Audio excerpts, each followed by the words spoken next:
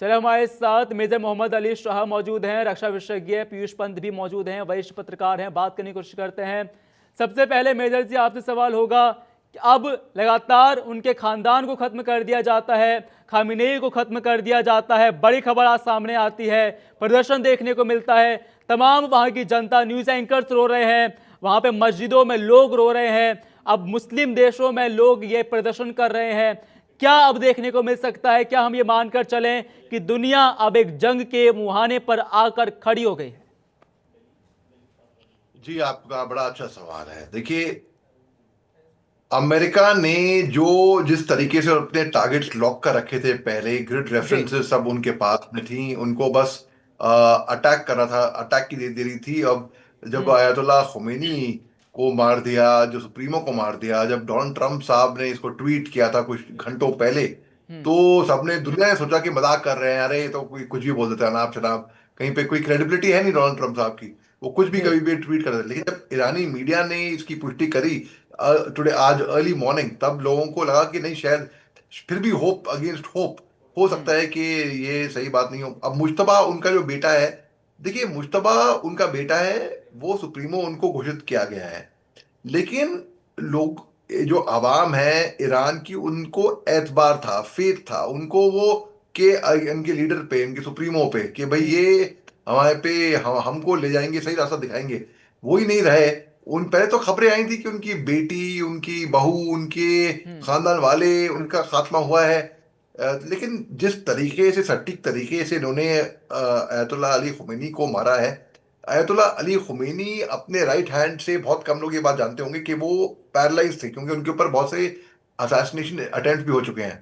और ये प्रेसिडेंट रह चुके थे अपने मुल्क के। उसके बाद फिर बाद में, क्यों ये क्लैरिक थे, बाद में ये एलिवेट हुए 36 years as the supremo of Iran. जी।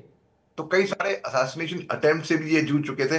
लेकिन अभी फ्यूचर क्या देख रहा हूं मैं, अभी फ्यूचर हम्म। मैं ये देख रहा हूं कि अमेरिका को क्या आपत्ति थी कि Iran nuclear power plants develop कर रहा है, और यही न्यूक्लियर पावर प्लांट्स हमको मारेगा, इससे इनकी रेंज ऐसी होगी इनकी हम्म। मिसाइल्स की, कि ये यूरोप, अब तक तो यूरोप की रेंज है, ये अमेरिका तक पहुंच जाएंगे और हमको मारेंगे इससे। और ईरान ने भी ये गलती करी कि ये बोल के ऐलान कर दिया था कि हम डेवलप कर रहे हैं और हम्म। इससे हम अमेरिका को मारेंगे। तो इससे एक कहते हैं ना कि इतने पाँव फैलाओ जितनी चादर हो। हम्म। इसराइल इसराइल और अमेरिका ने जब मिलकर जब वार किया ईरान पे, ईरान ने जिस तरीके से जवाबी कार्रवाई करी, किसी को उम्मीद नहीं थी कि ऐसी जवाबी कार्रवाई ईरान कर देगा इतनी मजबूती से। छोटा हम्म। सा मुल्क है, लेकिन फिर भी लड़ा, मरते दम तक लड़ा फिर भी। हम्म। और इन्होंने कुवैत पे हमला किया, क्योंकि कुवैत के ऊपर नहीं, कुवैत के अंदर जो है अमेरिकन मिलिट्री बेस, जी। उसके ऊपर, बहरीन के अंदर, यूएई के अंदर तो धमाके हुए, हम्म। लोगों की जान गई। बड़ी बहुत ही दुख की बात है कि सिविलियंस इसमें मारे गए हैं। और जब जब भी, मैं एक फौजी आदमी हूं, हमने कभी भी, हमको ट्रेनिंग में सिखाया जाता है कि हम्म। कभी भी सिविलियन के ऊपर कोई भी आंच नहीं आनी चाहिए। और दुनिया की कोई भी प्रोफेशनल आर्मी सिविलियन को चोट नहीं पहुंचाना चाहती। हम्म। यहां पर सिविलियंस का खात्मा हुआ है, और इसके बारे में ना ही यूएन कुछ कर पाती है, क्योंकि यूएन, हमने देख लिया रूस और यूक्रेन की जंग के तौर पे, तब जब गाजा पट्टी में इतने सारे खवातीन, बच्चे, बुजुर्ग जब मर रहे थे, तब हजारों की तादाद पे तब कुछ नहीं कर पाए। तो बेसिकली अब क्या होगा? अब ये होगा कि रजीम तो चेंज शायद हो सकता है कि ना जी। हो, लेकिन सुप्रीमो चेंज हुए हैं। क्या पता ये थोड़े थोड़े यंगर हैं, क्या पता थोड़े इतने रिजिड ना हो। तो काफी हम तब्दीलें देख सकते हैं ईरान के अंदर, जैसे कि हिजाब प्रोटेस्ट थी, हम्म। महिलाओं ने हिजाब के ऊपर प्रोटेस्ट किया था कि उनको हिजाब नहीं पहनना है, कंपलसरी नहीं है। तो हो सकता है जो कट्टरपंथी की भावना है अभी थोड़ी कम हो जाए, क्योंकि 1979 से पहले अगर हम देखें तो शाह ऑफ ईरान जब थे ईरान के अंदर, तो वो उनकी नजदीकियां अमेरिका से काफी थी, काफी एडवांस प्रोग्रेस और काफी तरक्की की राहत पे बढ़ आई थी ईरान। लेकिन जब रेवोल्यूशन ऑफ ईरान हुआ, यानी हम्म। रेवोल्यूशन 1979 के बाद, जब खमैनी सरकार आई वहां पर, तो कट्टरपंथी बन गई, और काफी ये अनपॉपुलर भी हुए हैं। ऐसी बात नहीं है कि पॉपुलर भी थे, अनपॉपुलर भी थे। अब दो गुट हुए, एक हम्म। गुट उनको सपोर्ट करेगा, एक गुट उनके खिलाफ। तो इस तरीके से दो, और ये हर जगह पे होता है एक लीडर का। कि कोई इनके साथ में होगा, कोई कोई पक्ष में होगा, कोई निपक्ष में होगा, जी। कोई विपक्ष में होगा। तो अब ये अभी फिलहाल मैं देख रहा हूँ कि तब्दीलें आएंगी ईरान के अंदर। लेकिन मैं अल्टीमेटली चाह रहा हूँ कि बस शांति आए, बस हम्म। खत्म ये बमबारी, ये सब खत्म। अमेरिका के पास सटीक ग्रिड रेफरेंस से उनने उनको जो चाहिए था उन्होंने कर दिया। अब खत्म करो भैया इस जी। कहानी को। जी, मैं जल्द जाऊंगा आपके पास वापस। पीयूष जी, ये बताइए कि लगातार हम बता भी रहे हैं सुबह से, बेटी को मार दिया जाता है, दामाद को मार दिया जाता है, पोते को मार दिया जाता है, खुद खामेनेई सुप्रीम लीडर को मार दिया जाता है, उनके रक्षा मंत्री को मार दिया जाता है, तमाम बड़े अधिकारियों को मार दिया जाता है। अब इस सत्ता में ऐसा कौन सा चेहरा है जो इसको लीड करने वाला है? क्योंकि कमांडर इन चीफ तो चुन लिए गए हैं, पर सत्ता में अब कौन बैठने वाला है जो इसको क्योंकि लीड करेगा? क्योंकि बहुत ज़्यादा जरूरत है अभी एक चेहरे की उनको।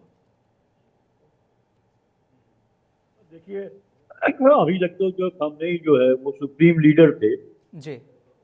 और पूरा ईरान की सत्ता उन्हीं के इशारे पे चलती थी। हम्म। और वो उनका परिवार भी उसमें था, लेकिन मुख्य जो थे वो खामनेई थे।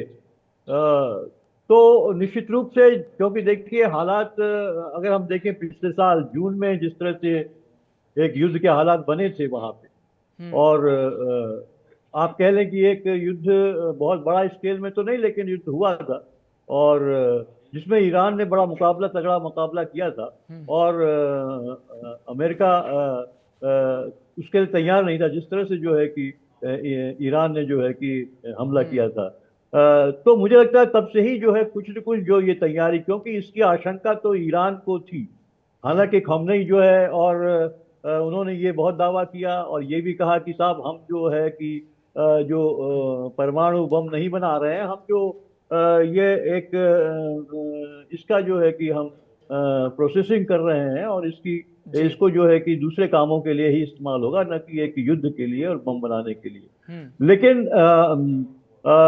ये अमेरिका जो है लगातार इस बात को कहता रहा कि नहीं, जो है कि ईरान जो है परमाणु बम बना रहा है और उसकी तैयारी कर रहा है, और वो अमेरिका के खिलाफ उसका इस्तेमाल करेगा, इसलिए हम्म। अमेरिका को बहुत खतरा है उसका। हम्म। तो ये तमाम चीजें चल रही थी, उनकी वार्ता भी चल रही थी, और अभी वार्ता के बीच में ही अचानक जो है कि अमेरिका और इसराइल ने मिलकर जो है ये हमला जी। कर दिया।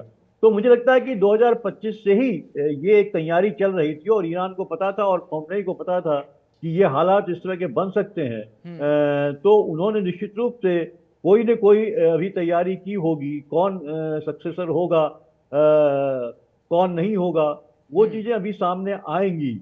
लेकिन मुझे लगता है कि देखिए, जिस तरह से कि ट्रम्प दावा कर रहे हैं लगातार कि हम हमारा आदमी जो हम बताएंगे ना, मुझे पता है कौन, जो है उनका हम्म। स्टेटमेंट आया है कि मुझे पता है कि कौन अब जो है कि ईरान को लीड करेगा। जी।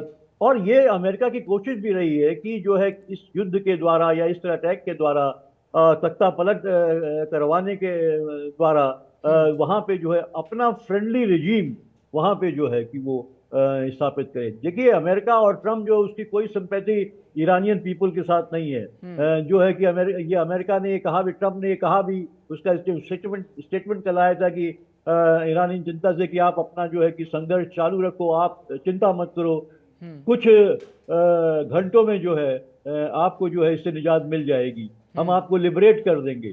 तो ये वो लगातार जनता जो संघर्ष कर रही थी, जो उस रिजीम के खिलाफ, उसकी जो उसका जो एक कट्टरपना था, वो लोगों के अधिकारों को, उनकी प्राइवेसी को खत्म करने का, वो तमाम तरीके से तो जनता में एक आक्रोश था ही था, इसमें कोई दो राय हम्म। नहीं है।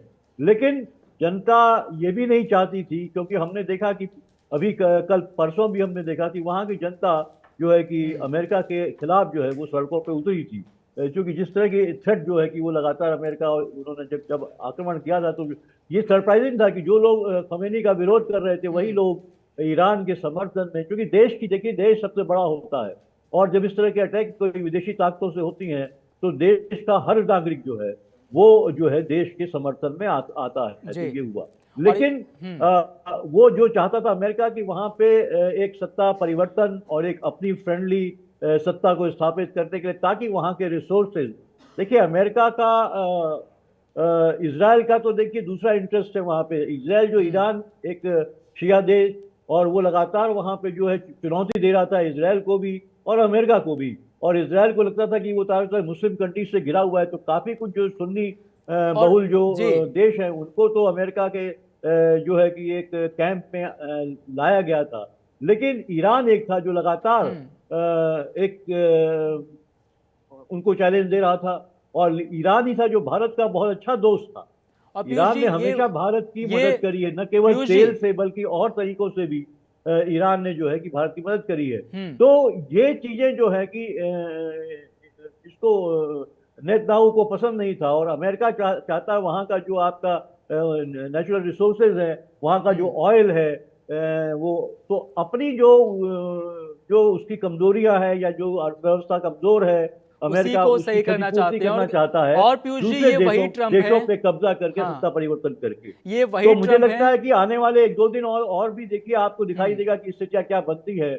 और अभी ये जंग मुझे लगता है अभी थोड़ी और खींचेगी, क्योंकि अब चाइना भी, अभी तक चाइना जो है, रूस से तो स्टेटमेंट जारी किया था लेकिन चाइना ने हम्म। अभी किया नहीं था, लेकिन चाइना की पूरी तैयारी है। और ये कहा जा रहा था कि चाइना जिस तरह से पाकिस्तान की उसने मदद करी थी, पूरे उसके हम्म। हथियार चाइना के ही उसमें इस्तेमाल होते, ऐसा ही यहाँ पे भी ईरान के साथ भी वो कर रहा था चाइना। और हम्म। चाइना टेस्टिंग भी ग्राउंड बना रहा था इस युद्ध को भी, ताकि देखने के लिए कि अमेरिका कितना मजबूत है, उसके हथियार है। हम्म। दूसरी तरफ एक बात और मैं आपको बताऊं कि अमेरिका में भी, अमेरिका की जो आर्म फोर्सेज हैं, उन्होंने ट्रम्प को कहा है कि जो है कि आप बहुत लंबा युद्ध कर नहीं सकते, क्योंकि हम उसके लिए उतने इक्विप्ड नहीं हैं। तो ये स्थिति भी बन रही है। तो मुझे लगता है कि ये आगे, लेकिन अब चूंकि खुमैनी को हटा दिया गया सत्ता से, तो एक जो ट्रम्प का जो एक मकसद था वो जी। पूरा हो गया है। तो मुझे लगता है कहीं ना कहीं एक बीच का रास्ता निकलेगा। हम्म। और फिर शायद युद्ध लंबा न खींचे। लेकिन वहां की जनता अभी एजिटेटेड है, जी दूसरे बहुत से आऊंगा पीयूष जी कंट्रीज है आपके जो पास। Muslim countries. आऊंगा मैं आपके पास पीयूष जी। और ये वही ट्रम्प हैं जो कहीं ना कहीं ग्लोबल पीस की बात करते हैं, ग्लोबल पीस के अवार्ड लेने की बात करते हैं, उसके बाद खुद ही जंग का बिगुल छेड़ देते हैं। ऐसे में सर्वेश जी भी मौजूद है हमारे साथ, वरिष्ठ पत्रकार हैं। सर बहुत बहुत स्वागत है सबसे पहले आपका। सर्वेश्वर जी, सबसे पहला सवाल मेरा यही कि जब दुनिया अब जंग के मुहाने पर खड़ी है, लगातार कयास लगाए जा रहे हैं कि अब वर्ल्ड वॉर शुरू हो जाएगा, विभिन्न तरह के कयास लगाए जाते हैं। अब यह भी देखना है कि क्या कुछ ईरान का कदम साबित होता है, क्या कुछ ईरान अब सामने करने वाला है, अब अमेरिका का क्या रुख होने वाला है, इजराइल अब अगला कदम क्या कुछ उठाने वाला है। तमाम सवाल अब सिर्फ एक दो देश के मन में नहीं है, दुनिया में बैठे हर किसी के मन में यही सवाल है कि ईरान का अब अगला कदम क्या कुछ होने वाला है, पहला सवाल। दूसरा सवाल मेरा यह है कि अब भारत का रुख क्या होने वाला है। सर्वेश्वर जी, सबकी निगाहें भारत में इसी चीज पर टिकी हैं कि भारत कहां जाने वाला है, क्या मध्यस्थ रहने वाला है, सबसे पहली बात। और अगर मध्यस्थ रहेगा, क्योंकि कुछ ही समय पहले प्रधानमंत्री मोदी इजराइल के दौरे पर थे और उन्होंने साफ कहा था वी स्टैंड्स विद इजराइल, तो ऐसे में मध्यस्थ रहना तो पॉसिबल नहीं है। देखिए, भारत सदा से अगर देखा जाए तो ईरान के साथ उसके अच्छे संबंध रहे हैं। जी। लेकिन अगर स्ट्रेटेजिक पार्टनरशिप देखा जाए तो इजराइल हमारा बहुत ही बढ़िया पार्टनर रहा है। 1999 की लड़ाई देखे पाकिस्तान के साथ, तो वो अगर इजराइल के हमारे पास गोला बारूद और जो गाइडेड बम नहीं आते, तो वो जो जी। पीक पे बैठे थे पाकिस्तानी, उनको हटाने में बहुत मशक्कत करनी पड़ती। तो इसमें कोई दो, और इसमें भी कुछ ना कुछ वो छुपा हुआ है कि ये लड़ाई के 2 दिन पहले ही माननीय हमारे देश के प्रधानमंत्री जी इजराइल के दौरे पे थे। तो ये अपने आप में बड़ा स्ट्रेटेजिक कहिए कि वर्ल्ड ऑर्डर चेंज हो रहा है। हम कभी भी, रसिया यूक्रेन का युद्ध हो, रसिया हमारा सबसे ट्रस्टेड पार्टनर है डिफेंस के मामले में, बाकी के मामले में हम न तो रसिया का उतना सपोर्ट किए ना ही, लेकिन हमने दूसरे वे में रसिया के साथ काम किया। हम अब वो किसी के दबाव में काम नहीं करते। ईरान के साथ है हमारा संबंध, लेकिन आप अगर वहां पे कुछ गड़बड़ कर रहे हो तो वो आपस में निपटो। हमारा जो संबंध आपके साथ है वो भारत सरकार तटस्थ है, वो कहती है कि हाँ ठीक है हमारा संबंध है।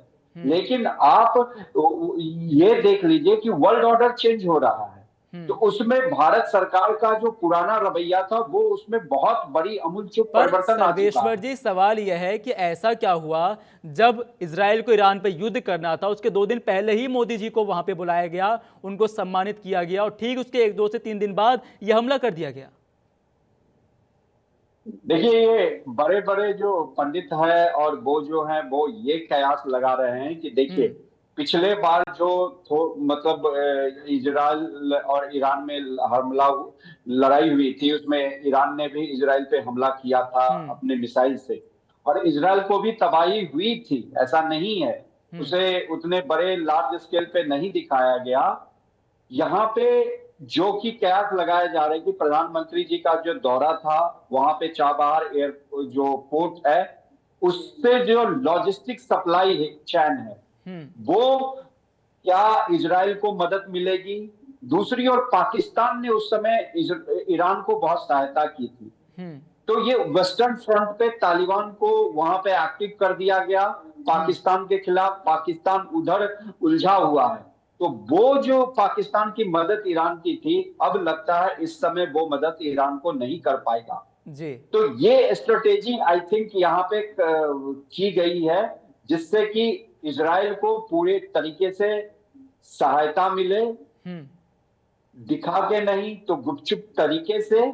मेरा ऐसा मानना है, जैसा कि मैंने बड़े बड़े थिंकर्स और उनको सुना है, और जो कि अभी दृश्य बन रहा है। आप अंदाजा लगाइए कि हमारे इस लड़ाई से 2 दिन पहले हमारे प्रधानमंत्री जी वहां थे, उधर अफगान और पाकिस्तान में लड़ाई छिड़ चुकी है, और वो वेस्टर्न बॉर्डर पे। तो पाकिस्तान उस तरीके से ईरान की इस बार मदद नहीं कर पाएगा जो पिछले बार उसने स्ट्रेटेजिकली कहो या फिर उनको सपोर्ट करना, फिर डिप्लोमेटिक सपोर्ट देना, वो नहीं हो पाएगा। तो यहाँ पे विन विन सिचुएशन इजराइल के लिए है।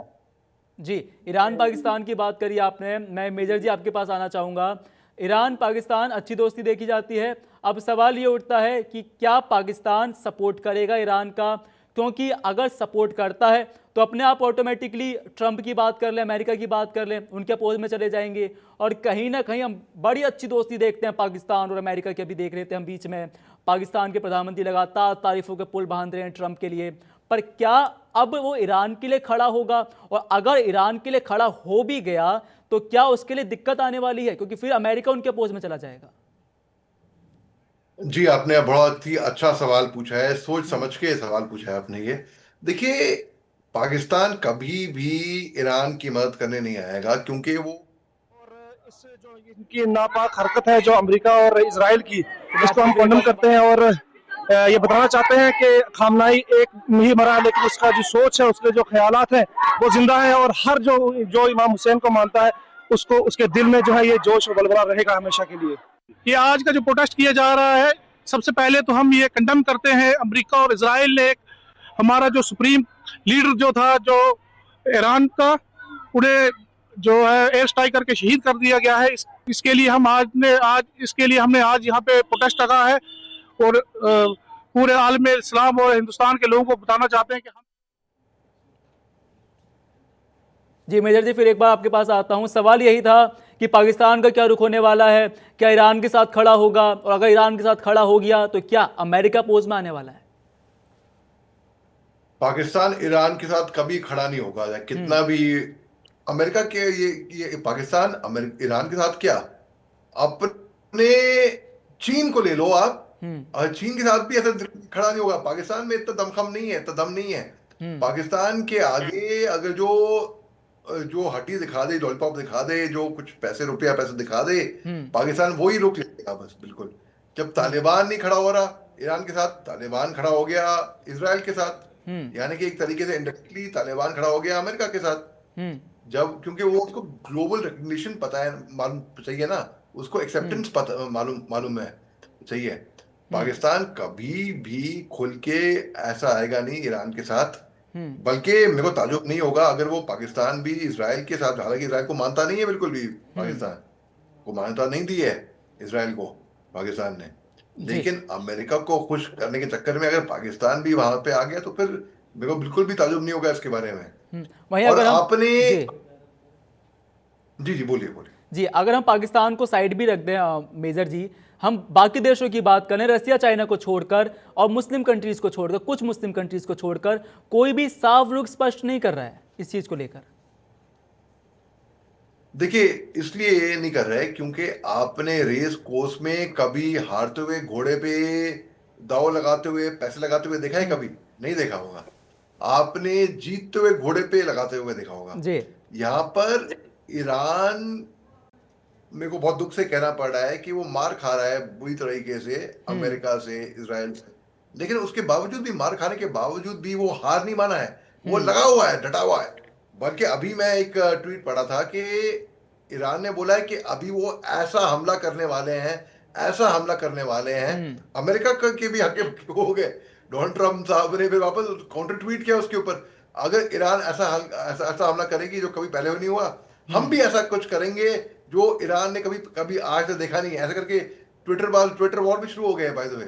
तो टैरिफ, डोनाल्ड ट्रम्प साहब टैरिफ वॉर, ट्विटर वॉर पर क्या क्या अजीब व गरीब वॉर खेलते रहते हैं, वॉर खेलते रहते हैं। वो उनकी पुरानी हालत सही है। तो लेकिन अभी पाकिस्तान खास तौर से सबसे ज्यादा दुखी पाकिस्तान होगा, क्योंकि पाकिस्तान खुल के समर्थन नहीं कर सकता, उनके खिलाफ नहीं जा सकता अमेरिका का। चलिए हम वापस जुड़ेंगे, उससे पहले बड़ी खबर का रुख करा देते हैं।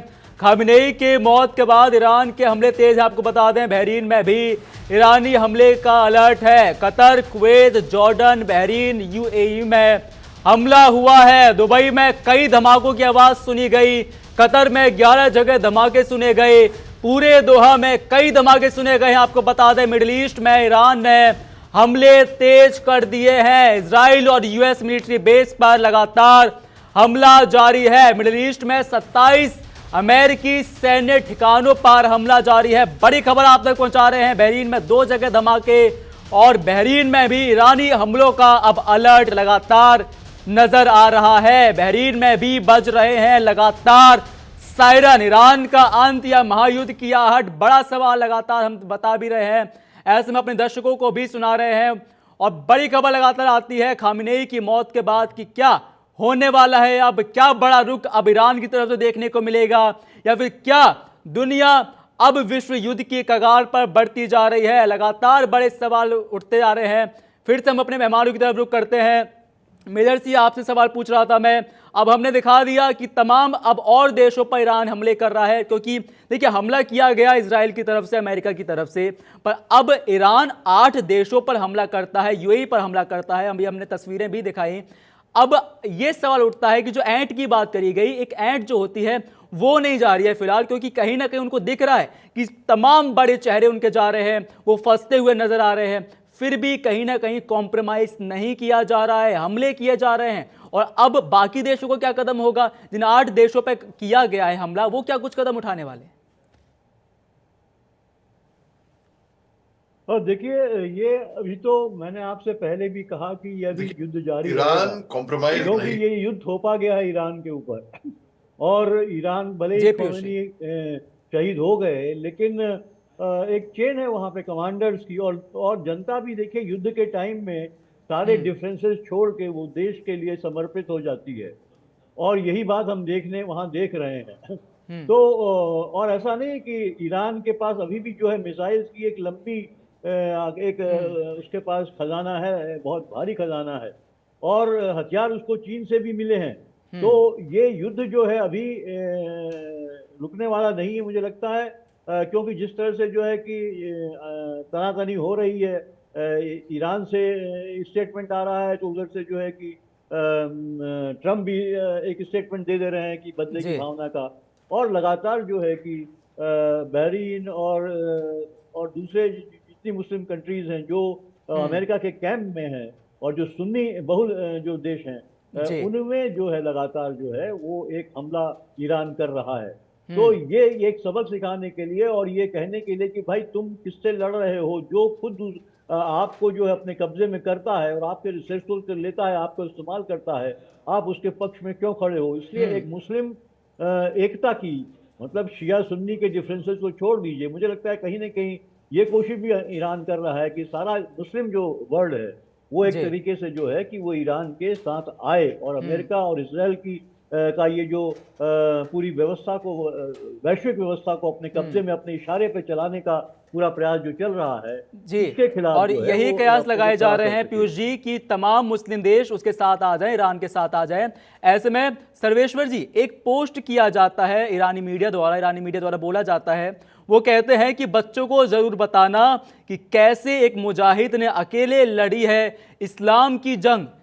इस जंग को, अपनी पर्सनल जंग को, अब इसे इस्लाम की जंग करार दिया गया है। क्या ऐसा कुछ है? और क्या, जैसा सर ने बताया, कि अब सभी मुस्लिम देश उनकी तरफ आ सकते हैं?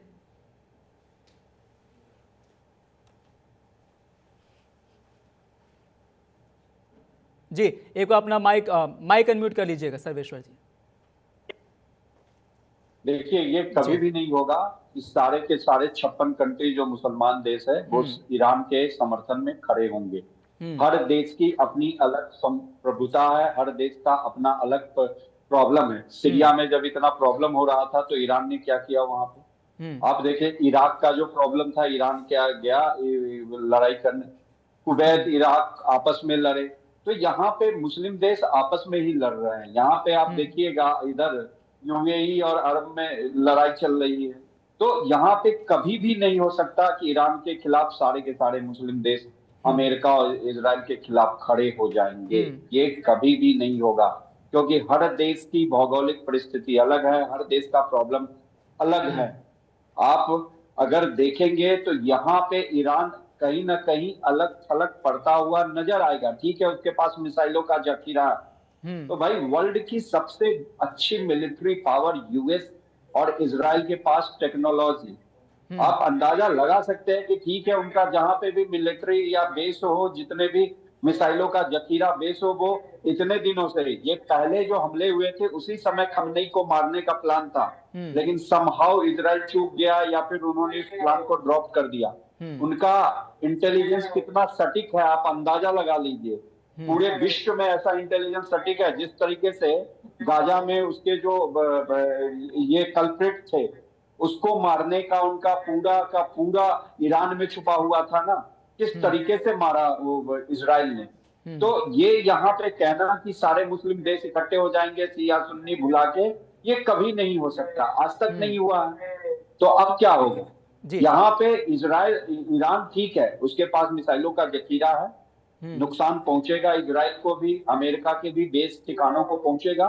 लेकिन अगर वो इतने बड़े हमले करेगा तो फिर वो कहते हैं ना, नक्शे से ईरान का मिटना संभव भी हो सकता है, क्योंकि अस्तित्व की लड़ाई है यहाँ पे इजराइल की भी और ईरान की भी। जी, तो नक्शे से मिटने की बात आप कर रहे हैं सर्वेश्वर जी, ईरान के नक्शे से मिटने की बात आप कर रहे हैं। मेजर जी, आपके पास मैं आता हूं।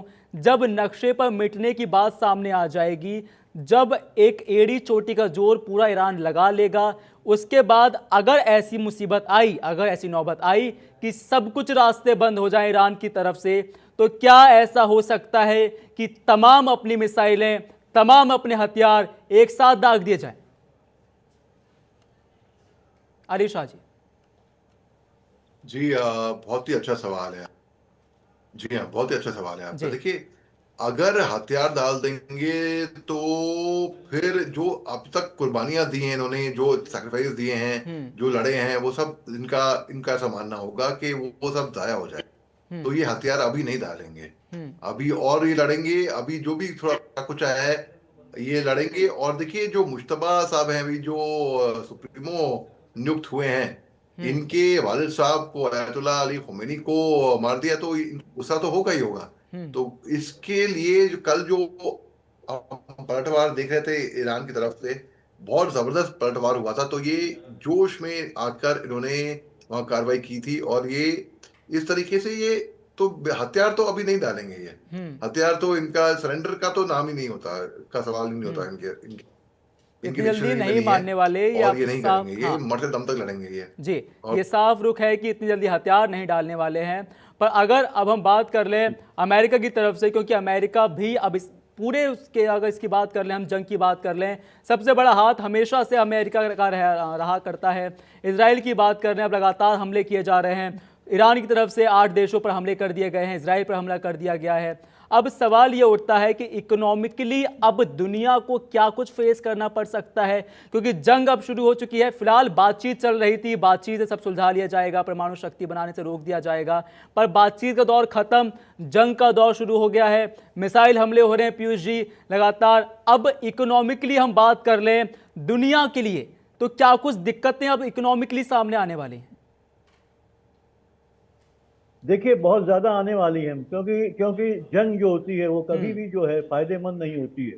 कुछ कंट्रीज के जो है कि विस्तार वादी जो उनका रवैया होता है उसको पूरा कर सकते हैं, उनके ईगो को सेटिस्फाई कर सकते हैं, लेकिन कभी जो है आवाम का कभी फायदा नहीं करती, देशों का फायदा नहीं करती, क्योंकि इकोनॉमिक कॉस्ट बहुत बड़ी होती है। आप ये देखिए जितने आर्मामेंट्स हैं लग रहे हैं उसमें, और उनका नुकसान जो होता है, जो डिस्ट्रक्शन होता है, प्रॉपर्टी का डिस्ट्रक्शन होता है, जो नेशनल प्रॉपर्टीज का डिस्ट्रक्शन होता है, लोगों की जान, जो ह्यूमन रिसोर्स है वो आपका इतना नुकसान होता है, आपके नेचुरल रिसोर्सेज जो है उनका नुकसान होता है। तो एक हाई कॉस्ट जो हो जाती है। वैसे भी जो है पूरे विश्व में जो है देखिए एक स्लो डाउन चल रहा है और बहुत गंभीर संकट से गुजर रहे हैं। मुझे नहीं लगता कि ऐसे में आखिर ये अमेरिका और इजराइल ने ऐसा क्यों किया, क्योंकि इसकी संभावना है कि आगे, क्योंकि रूस और के आने का भी संभावना बनती है। रूस ने स्टेटमेंट जारी किया, हालांकि रूस ने जल्दी से जल्दी इसको रिजॉल्व करके एक यूएन के अंडर में जो है कि एक पीस यहाँ स्थापित करने की बात कही है, लेकिन चाइना का रुख अभी क्लियर नहीं है। तो चाइना देर सवेर जो है कि वो इसमें जो है कि कूद सकता है, क्योंकि चाइना को भी काफी ईरान उसके लिए बहुत महत्वपूर्ण है, और तो इसलिए जो पूरा स्ट्रेटजिक जो एक जियो पॉलिटिक्स कह लीजिए आप, जो एक स्ट्रेटजिक पॉलिटिक्स है, स्ट्रेटजिक जो महत्व है, उसको लेते हुए जो है कि चाइना और जो है रूस जो है वो कभी नहीं चाहेंगे कि अमेरिका का वर्चस्व जो स्थापित हो जाए हर जगह जो है। तो निश्चित रूप से वो आएंगे, लेकिन आपने सवाल किया तो निश्चित रूप से बहुत ही संकट होने जा रहा है, क्योंकि वैसे भी ऐसी उम्मीद लग रही थी कि, क्योंकि देखिए अगर जो भी जिस तरह से टैरिफ लगाया है ट्रंप ने मनमानी तरीके से जो है एक डिक्टेटोरियल वे में लगाया है, वो कवायद इसीलिए करी है क्योंकि अमेरिकन इकोनॉमी रेड में है पूरी तरीके से, बहुत बड़ा संकट है वहां।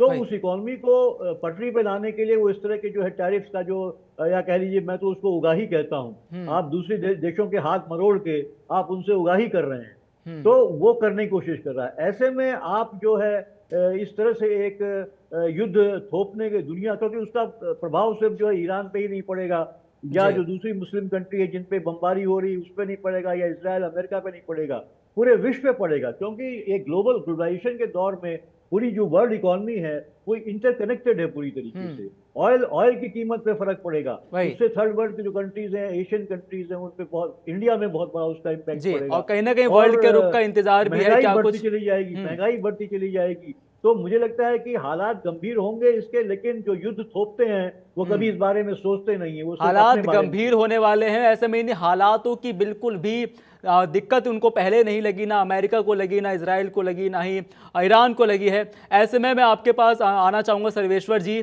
सवाल यही है कि अब कौन उत्तराधिकारी बनने वाला है? ऑफिशियली तौर पे मैं पूछ रहा हूँ, ऑफिशियली तौर पर कौन उत्तराधिकारी बनने वाला है? नया कमांडर इन चीफ चुन लिए जाते हैं, चलिए वो सेना को संभाल लेंगे, पर सवाल यह है कि यदि नए चेहरों को ये ओहदा दे दिया जाता है, ये पद दे दिया जाता है, कुछ ऐसे लोगों को दे दिया जाता है जो पहले से सत्ता में है, उनको अब ये नई कुर्सियां दे दी जाती हैं, तो कब तक वो भी सलामत बने रहेंगे, कब तक वो भी उस कुर्सियों पर बने रहेंगे? क्योंकि जैसे ही उन्हें पद दिया गया, जैसे खामेनेई के साथ हुआ, कहीं भी उनके साथ ना हो जाए, ये डर भी है ईरान के अंदर। नहीं विवेक, ये तो पूरे तरीके से सही है। आपने देखा जब वहां पे गाजा में नए नए उसके कमांडर बनते गए, और हर नए कमांडर, चाहे वो छुप के ईरान में बैठे हो, चाहे दूसरे देश में बैठे हो, हर को चुन चुन के इजराइल ने मारा। तो ये यहाँ पे तो जंग शुरू हुई है, तो चाहे वहां पे सत्ता पे किसी को भी बैठा दिया जाए, उसकी भी ना तो कुर्सी नहीं उसका सर सेफ है, क्योंकि इजराइल छोड़ने वाले देश में से नहीं है। और वो चाहे हम लाख कह ले कि ईरान के पास मिसाइलों का जखीरा है, वो इजराइल को भी सबक सिखाएगा, ये भी हो सकता है, इजराइल का भी नुकसान बहुत हो सकता है, इसमें कोई दो राय नहीं है, क्योंकि जंग होती है तो दोनों देश के नुकसान होते हैं, किसी एक देश का केवल नुकसान नहीं होता। अब अगर इराक में ही युद्ध हुआ तो कितने अमेरिकन सैनिक हताहत हुए या नाटो के सैनिक, उसी तरह अफगानिस्तान में हुआ तो इतना सब कुछ होने के बावजूद भी कितने, आखिर अमेरिका को भागना पड़ा वहां से, और कितने सैनिक उनके हताहत हुए पूरे नाटो कंट्री के। तो यहाँ पे चाहे आप सत्ता पे अभी किसी को भी बैठा दो, किसी को भी दे दो, सबसे आपका पावरफुल लीडर था खामेनेई, उनको उन्होंने मार गिराया, और ये पूरी एक स्ट्रेटेजिक प्लानिंग के तहत हुई है। इतने दिनों से। इससे पहले जब हमला हुआ था तो वो कहीं जाके बंकर में छुप गए थे, लेकिन इस बार पूरी इंटेलिजेंस जो थी, आप कहिए, इसीलिए तो इजराइल इतना बढ़िया देश माना जाता है, उनका इंटेलिजेंस इतना बड़ा होता है और इतना सटीक होता है, उसके आगे तो फिर दूसरे देश का इंटेलिजेंस। दूसरी बात, सर अभी बोल रहे थे कि रसिया का, ठीक है रसिया इसमें आ सकता है, लेकिन फुल फ्लेज रसिया भी तो नहीं आ पाएगा, वो ऑलरेडी यूक्रेन में फंसा हुआ है। आज 4 साल हो गए हैं रसिया यूक्रेन की लड़ाई को, और अभी तक उसका दूर दूर तक कहीं कोई वो दिखने को नहीं मिल रहा है। भाई ऐसे तो में दूर दूर तक उसका देखने जी को नहीं मिल रहा है कि वो युद्ध का अंत होगा। और रसिया भी लगा पड़ा है, और नाटो की सहायता से कह लीजिए यूक्रेन भी लगा पड़ा है। लेकिन वहां पे आप देख लीजिए कि अगर आर मिसाइल हो, चाहे सॉरी डिफेंस सिस्टम हो, चाहे जो भी हो, क्या हुआ वहां पे यूक्रेन में, वो सब खराब, मतलब काम नहीं कर पाया। रसिया के इस्कंदर मिसाइल हो चाहे दूसरे हो, तो यहाँ जी पे इजराइल को भी प्रॉब्लम आने वाली है, और ये ऐसा नहीं लंबा है। जी लेकिन लंबा चलने जो वाला है, ये जंग, ये युद्ध लंबा चलने वाला है लंबा क्योंकि भी चल सकता है, इसमें कोई दो राय नहीं है, क्योंकि ईरान इतनी जल्दी घुटने नहीं टेकेगा। वो जी अपने मिसाइलों का जो जखीरा है वो सचमुच यूज करेगा, और ये लड़ाई थोड़ा लंबा खींचेगा। लंबी अब चलने इसकी वाली बात है है कि ऐसे वर्ल्ड में। ऑर्डर पे इसका जी जी सर्वेश्वरी, जितने भी लोगों से मैंने, तमाम लोगों से बातचीत कर दी है इस युद्ध के दौरान, सबके द्वारा ये बार बार रिपीट किया गया कि ये युद्ध, ये जंग अब लंबी चलने वाली है, क्योंकि अभी 1-2 दिन का वक्त का जंग नहीं रह गई है, ये अब लंबे समय के लिए इसकी शुरुआत हो चुकी है। ऐसे में यदि लंबे समय तक ये चलेगी तो एक बड़ा इंपैक्ट भी देश और दुनिया में पड़ेगा, भारत पर भी पड़ेगा। मेजर जी आपके पास आऊँगा, अली जी मैं आपके पास आना चाहूँगा। बात कर ले हम श्रीनगर की, तो कुछ तस्वीरें आती हैं सुबह सुबह जहां पर प्रदर्शन किया जाता है खामेनेई के लिए।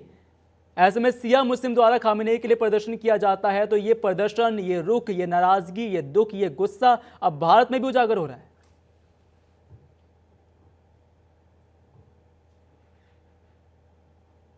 अली शाह जी, चलिए वापस बात करने की कोशिश करेंगे ये मेजर जी से देखिए वापस। जो इमेजेस जो कई बार बोलिए बोलिए सर। जो कई बार जो इमेजेस आती हैं कई जी बार तो इनके बारे में हम ट्रस्ट नहीं सकते कि भाई ये आर्टिफिशियल इंटेलिजेंस की एआई जनरेटेड हैं या फेक हैं या रियल हैं, क्योंकि मैं आपको बताया कि जब युद्ध होता है तो सबसे पहले खात्मा होता है सच्चाई का, ट्रूथ का, इंफॉर्मेशन का। लेकिन जो जैसे जिस तरीके से हम देख रहे हैं कि ईरान के अंदर अभी शोक प्रकट हो रहा है और लोग मदद मना रहे हैं और 40 दिन की मॉर्निंग इनकी सरकार ने बताई है, तो ये एक हैवी लॉस तो है। एक बहुत ही मोरल डाउन करने आने वाली बात है कि किसी के भी मुल्क में अगर वहाँ के लीडर को मार दें तो ये मोरल डाउन तो होता ही है। लेकिन हाँ, जैसे कि मेरे पैनलिस्ट ने यहाँ पे बोला, मेरे पैनलिस्ट ने, कि ये ईरान अपने सारे मिसाइल का जखीरा इस्तेमाल करेगा यहाँ पर, सब अपने अपने कार्ड खोल के रख देगा यहाँ पे, और लंबा चलने वाला है ये ऐसा नहीं है कि अयतुल्ला अली खोमेनी को मार दिया तो बस जंग खत्म हो गई। अब अभी तो बस ये शुरुआत है। लेकिन अमेरिका ने, देखिए अक्सर क्या होता है ना कि बॉक्सिंग मैच में भी जब पहलवान होता है तो पहला बाउट पहलवान को मिलता है, उसके बाद फिर धीरे धीरे करके अपनी स्टेमिना बचा के वो खोलते हैं। तो हो सकता है जी कि ईरान, किसी को उम्मीद नहीं है, रूस और यूक्रेन की जंग में भी किसी को उम्मीद नहीं थी, लेकिन भलाई यूक्रेन को के सपोर्ट मिला वेस्टर्न पावर्स का, नेटो का, अमेरिका का, यूके का, वो खींच पाया लंबी जंग। वैसे ही कुछ हो सकता है, पता नहीं क्या हो, कि हो सकता है कि ईरान इसको लंबा खींच दे और फिर इसको फिर और वो भी तवातोड़ हमले करे, जवाबी जी कार्रवाई करेगा ईरान। बिल्कुल। पीयूष जी मैं आपके पास आता हूँ, अगर आपका माइक म्यूट हो तो प्लीज़ अनम्यूट कर लीजिएगा उसको। मुझे ये बताइए कि जो अधूरी हसरतें थी उनकी, ईरान की, हमें एटॉमिक पावर बनना है, एटॉमिक बम बनाने हैं, वो तो अब धरी रह गई है। और आपकी ही आर्थिक की बात कर लें, हम इकोनॉमिकली बात कर लें, हम पूर्ण रूप से बात कर लें, आप ही के देश पर संकट मंडरा गया। हाँ देखिए, ये तो है, लेकिन सवाल ये है कि वो जो उनकी जो भी वो कोशिश कर रहे थे, जो उनके लक्ष्य थे, उनको पूरा करने की तरफ जो वो बढ़ रहे थे, उस पे एक खतरा पैदा हुआ, क्योंकि अमेरिका ये कभी नहीं चाहता था कि ईरान जो है वो एक चुनौती के रूप में एक देश इमर्ज करके आए, जिसके पास तेल भी हो, जिसके पास दूसरे खनिज भी हो, वो इस तरह से जो है कि वो, और जो तेल से बहुत, वो देखिए बहुत देशों की मदद करके वो अमेरिका के वर्चस्व को चुनौती देता रहा है। तो उसकी अपनी, हर देश की आकांक्षाएं होती हैं, आगे बढ़ने की होती हैं। उस पर ये एक अटैक अमेरिका ने ही किया है, तो एक झटका तो लगा है कि, लेकिन मुझे नहीं लगता कि ईरान, समय समय पे ईरान जो हमेशा से एक मजबूत होकर इमर्ज किया है, पहले भी इस तरह के तमाम आक्रमण उस पर हुए हैं, और इंटरनल भी बहुत से, हम जब शाह का रिजीम था, वो एक लिबरल रिजीम था, उसको हटाया गया, फिर एक कट्टरवादी आया, जिसका खात्मा तो हुआ है। जनता के लिए अच्छा हो सकता था, लेकिन जिस तरीके से खात्मा हुआ है, मुझे लगता है वो कहीं एक गलत तरीका है, और इस तरह से जनता चाहती भी नहीं थी। जनता खुद उनको हटाना चाहती थी एक डेमोक्रेटिक तरीके से। लेकिन इस तरह से जो, क्योंकि इस तरह से ईरान का नुकसान है, ईरान का जो एक इकोनॉमी है, ईरान का जो एक डिफेंस सिस्टम है, उसका खासा नुकसान हो रहा है। तो ये वो नहीं चाहती। लेकिन अब आप ईरान को लेकर एक मुसीबत तो है, चुनौतियां बहुत हैं, आगे कैसे करेगा, क्या बढ़ेगा, क्योंकि अब सबसे बड़ी चुनौती है कि रिजीम कौन सा आता है। क्या पपेट रिजीम आता है, अमेरिका का पपेट रिजीम आता है ईरान में अब? अगर वो होगा तो ईरान के लिए और मुश्किलें बढ़ेंगी, क्योंकि ईरान का फिर इस्तेमाल करेगा अमेरिका अपने विस्तार के लिए, अपनी इकोनॉमी को मजबूत बनाने के लिए। और उसका, ईरान का तेल, जैसे वो अभी वेनेजुएला का उसने किया है, वेनेजुएला के तेल पे कब्जा करके वो जो है अपनी तरफ से वो सप्लाई कर रहा है, वही कोशिश वो करेगा ईरान के तेल की। और वही ट्रंप का बयान भी आता है, या वहीं से जो है कि लोगों द्वारा एक चुना हुआ कोई इस तरह का वहां पे जो है कि रिजीम आता है। पीयूष जी, ये अब देखने वाली बात होगी। ट्रंप का बयान भी आता है, ट्रंप का सुबह सुबह बयान आता है पीयूष जी, लगातार ट्रंप का सुबह सुबह बयान आता है कि उन्हें पता है कि अब उत्तराधिकारी कौन बनने वाला है। सर्वेश्वर जी, आपसे पूछना चाहूंगा मैं इस सवाल, उन्हें पता है कि अगला उत्तराधिकारी कौन बनने वाला है और कौन बन सकता है उत्तराधिकारी, यह तो बात की बात है, पर ट्रंप द्वारा यह ऐलान कर दिया गया कि उन्हें पता है कि कौन बनेगा और वो एक अच्छा नेतृत्व करेगा। तो क्या ऐसा कुछ है कि अब अंडर अमेरिका ये होते हुए जाएगा कि कौन बनने वाला है, क्या होने वाला है? सर्वेश्वर जी, देखिए, इसमें कोई दो राय नहीं। जब ईरान पे हमला हुआ है तो उसकी कुछ ना कुछ तो आउटकम रिजल्ट होके निकलेगा, और वहां पे अमेरिका का पपेट कह लीजिए या अमेरिका का समर्थित ही व्यक्ति अब वहां पे राजा बनेगा या उस देश को संभालेगा। इसमें कोई दो राय नहीं है, चाहे कोई भी कुछ कह ले। और राजा कौन बनेगा, जल्दी जल्दी छोटे छोटे जवाब ले लेते हैं हम। राजा कौन बनेगा, बड़ा सवाल है मेजर जी, कौन राजा छुपा हुआ है? वो जो एक्साइल जो वहां के राजा हैं, क्या पता अमेरिका उनको लाके बैठाए वहां पे और उनके द्वारा उस देश में अपना फिर प्रभुत्व जमाए। तो यही चीज हो सकती है। बाकी का तो आप देख लें कि वहां पे जो इस्लामिक जो कट्टरपंथी है उसके खिलाफ आम जनता सड़कों पे है। अभी जो ये जनता है तो वो दो धड़े की तो जनता है ना, एक खमनेई के भी सपोर्टर्स थे तो एक उस कट्टरपंथी विचारधारा के भी खिलाफ खड़े थे। तो इसमें कोई दो राय नहीं है कि सारी की जहारी ईरान की जनता सड़क पे उतर गई जी। और ये भी सवाल है जी सर्वेश्वर जी, ये भी सवाल है कि जो उत्तराधिकारी बनेगा वो किस विचारधारा को लेकर चलेगा, क्या उसी विचारधारा को लेकर चलेगा जिसको खामेनेई लेकर चल रहे थे, या फिर वो अमेरिका जिस सोच के साथ चलता आया है उस सोच के साथ चलने वाला है। तमाम सवाल खड़े होते हैं, क्या युद्ध में होने वाला है, ये जंग किस मुहाने तक जाने वाली है, क्या कुछ ईरान का कदम देखने को मिलेगा, इजराइल क्या करता है, अमेरिका क्या करता है, रूस चाइना का क्या रुख होगा, तमाम सवाल खड़े होते हैं और एक एक कर हमको दिन के दिन बढ़ते जाएंगे और सवालों के जवाब भी मिलते जाएंगे। फिलहाल के अभी के लिए इतना ही, बहुत बहुत शुक्रिया आप चारों का तमाम जानकारी के लिए। चलिए फिलहाल के लिए भी इतना ही, बाकी देश और दुनिया की तमाम बड़ी खबरों के लिए बने रहें और देखते रहें जनतंत्र टीवी।